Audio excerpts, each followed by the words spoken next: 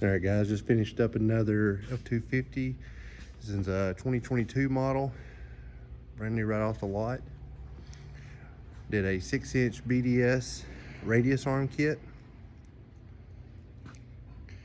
22 by 12 Hostile Alpha in the asphalt finish, which is just matte black, and 38 1350 22 Nitto trails. I've also got plans to put power steps on this one, but we have not, they haven't released that for the 22 yet. Apparently there's something different about the wiring harness.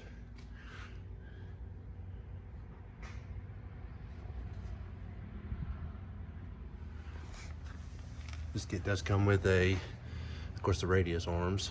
And then you got the new transmission cross member. It indexes your transfer case so that you get a better front drive line angle.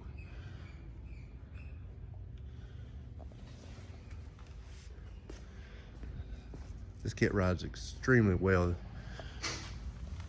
And then we got the dual Fox shocks on the front, which we like to put on all these 250s.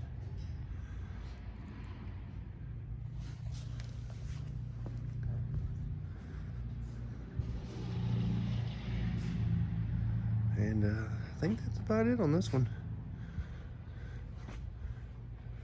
Love the black on black.